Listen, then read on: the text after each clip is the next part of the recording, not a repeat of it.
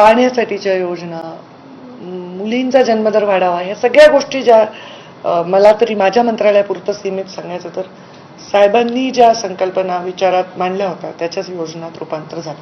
तरी 30 वर्षानंतर ज्या ठिकाणी मुंडे साहेब राहत होते रामटेक बंगल्यावर, त्याच बंगल्यात आता तुम्ही राहायला गेलात आणि त्यानिमित्त तुम्ही आठवणींना देखील उजाळा दिलात. आज त्यांचा स्मृती दिने काय नेमक्या त्या बंगल्याविषयी आणि त्या वास्तव्याविषयी तुम्हाला आठवतं? खरं तर रामटेक बंगला मी घेतला तेव्हा असंख्य लोकांनी मला हे सांगितलं की का घेतला, कारण अनेक अफवा असतात की हा बंगला असा आहे तसा आहे. पण मी घेतला, मला तर 14 मध्येच मी मागितला होता, पण साहजिक आहे तो सिनियर बंगला आहे.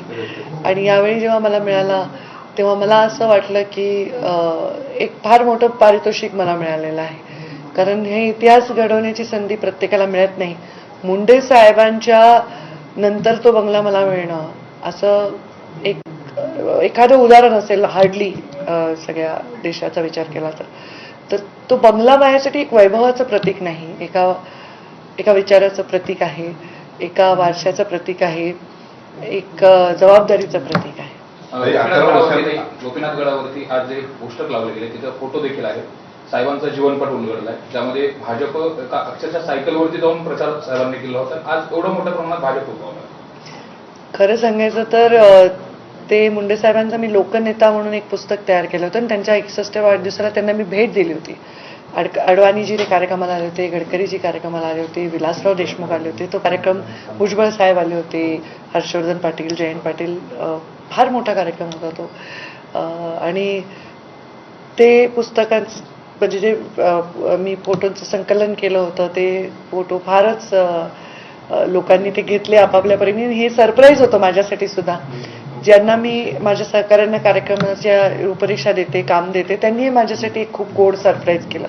आमचे लहानपणीपासूनचे फोटो, मुंडे साहेबांच्या सहकाऱ्यांचे फोटो, सगळ्यांचे फोटो त्याच्यामध्ये आहे. आणि खरंच एक प्रदर्शनीच आहे. त्याच्यावर मला संकल्पना तयार झाली की आता 12 डिसेंबरला मुंडे साहेबांच्या फोटोची प्रदर्शनी आम्ही भरवत असतो. पुण्याला भरवली, संभाजीनगरला भरवली, तर आता सातत्याने भरवू.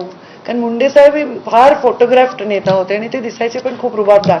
तर त्यांचे खूप सुंदर फोटो आहेत. खरं त्याची प्रदर्शनी भरवली पाहिजे.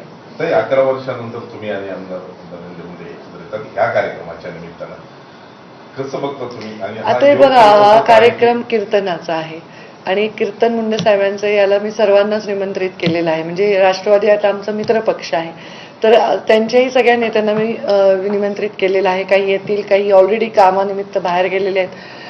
आज लग्नाची मोठी तीथ आहे, तर धनंजय तर माझा भाऊच आहे, तर तो नक्कीच या कीर्तनाला उपस्थित. गेल्या 5 वर्षाचा संघर्षाचा कालावधी संपला आणि यावरती परत तुम्ही मंत्रिपदावरती. संघर्षाच्या कालावधीमध्ये आणि आता मुंडे साहेबांची कधी कधी आठवण नाही? खरं सांगू का, मी त्या कालावधीला, संघर्षाचा कालावधी मी बघितला नाही, लोकांनी पाहिलं, मीडियाने पाहिलं. आणि मी आभार मानते या निमित्ताने तुमचे की तुम्ही वेळोवेळी मांडलं माझ्याविषयी, मी कशी काम करू शकते, माझा कुठे फायदा होऊ शकतो, यांनी माझं मनोबल वाढत गेलं. आणि मी त्या काळाकडे संघर्ष म्हणून कधीच पाहिलं नाही. माझा तो स्वभाव नाही आहे. मी कुठल्याही वाईट काळाला मी एक शिकण्याची संधी म्हणून पाहत असते. तर मी त्याच्यात खूप शिकले, खूप राष्ट्रीय स्तरावर काम करता आलं, फार मोठ्या लोकांवर काम करता आलं. पण मुंडे साहेब जाणं हाच मोठा संघर्ष आहे, त्याच्यापेक्षा कोणताही संघर्ष एवढा मोठा नाही आहे. म्हणजे मुंडे साहेब जाण्यापेक्षा काय पद जाणं थोडीच मोठं असू शकतं. सध्याच्या पॉलिटिकल फ्रेमिंग कोलाजमध्ये